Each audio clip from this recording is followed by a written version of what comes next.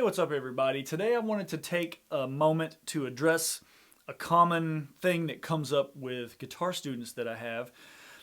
These are usually intermediate students. I don't really teach beginner guitar lessons, but I do teach intermediate students that kind of already have a grasp on where everything is on the fretboard and can manipulate the grid somewhat, and they're just trying to get a more natural sound out of the guitar. They're getting into a point where they want to make things sound like music. And so I get asked a lot, how should I hold the pick? This used to hang me up because when you've been playing guitar for many, many years, you kind of forget what it's like for the pick to feel awkward in your hands.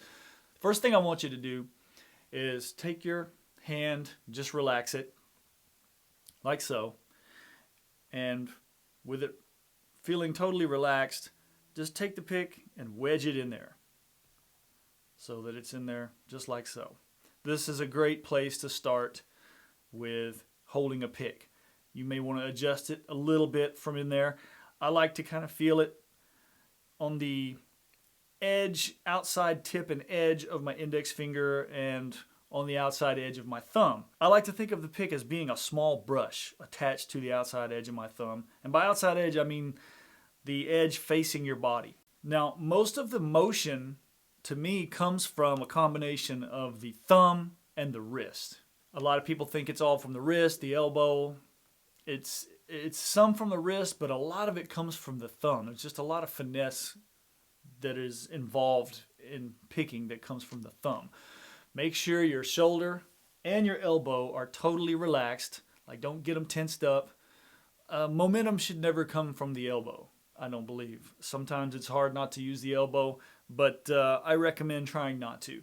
Everything should be relaxed. Now, especially think about these other three fingers that you're not necessarily using when you're picking the guitar. Now, sometimes you will for hybrid picking and things like that, but for just picking, try to relax these three fingers as much as everything else is relaxed. I've had students that kind of tense up holding it like this, and you know, it's almost like they're just making a fist. Do whatever you need to do to relax these. Rest them here, have your palm rested towards the bridge, and just try to keep these fingers relaxed. Small movements coming from the thumb, and you want it to be, like I said, like a little brush attached to your thumb.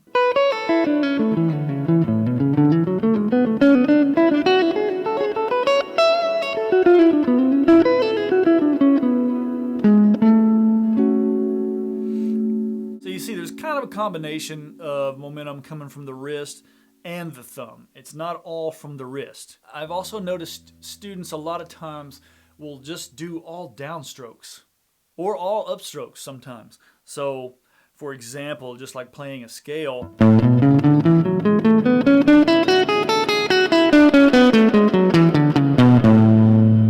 or I guess the opposite.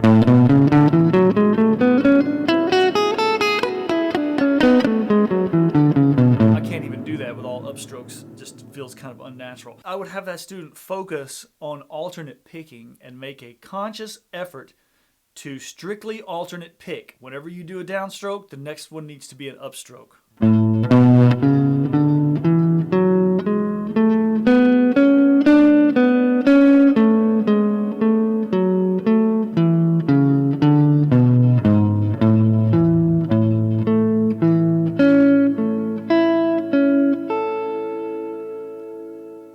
You won't always have to do strict alternate picking, but if that's something you're struggling with, you need to make a conscious, deliberate effort to do the up and down strokes, alternate.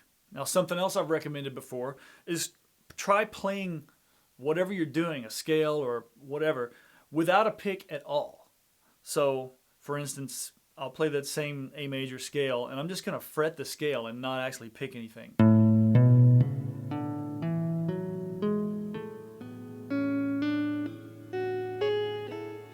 Now, of course, every note is not going to be true, and when you're coming back down, you can do pull-offs and stuff, so it makes it a little easier.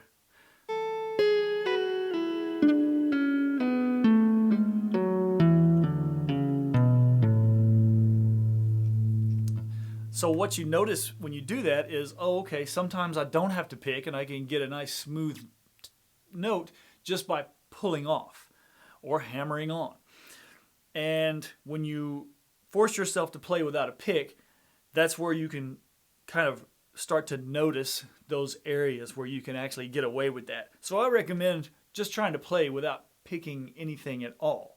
And that'll help you get a better idea of where you can get away with not picking and where you need to pick. Something else that'll help you sound less robotic is to emphasize upstrokes and try to play the downstrokes as lightly as possible. This is something that we work on sometimes for developing a swing feel and emphasizing the upbeats. Force yourself to emphasize whatever is weaker, and it's probably going to be the upstrokes normally. And so here's what I mean by that. I'm going to start with a note. I'm going to start with a downstroke, but it's going to be soft. And every downstroke, I'm going to play as light as possible. And then each upstroke, I'm going to play harder than necessary.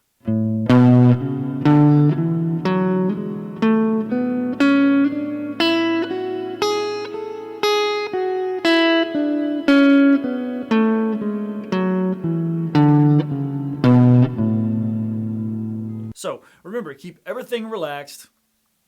Think of this pick as a brush attached to your thumb. And remember to focus on getting momentum from the thumb. Even force yourself to strictly use your thumb for motion.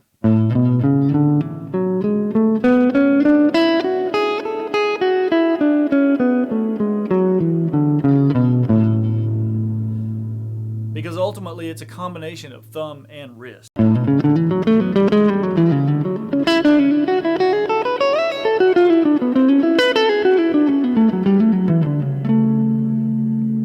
And it's also a combination of pull-offs and hammer-ons. You're not always going to want to pick everything. You know, picking every note is cool if you're going for a specific thing, but to me, it's a much more human quality if you don't pick everything, unless you're just so good at that your dynamics are the same as if you weren't using a pick at all. So I hope these little tips are helpful for any of those of you that are, fairly new to playing and you're just trying to get a more human element to your sound. Let me know in the comments if this was helpful, and I'll see you guys in the next video.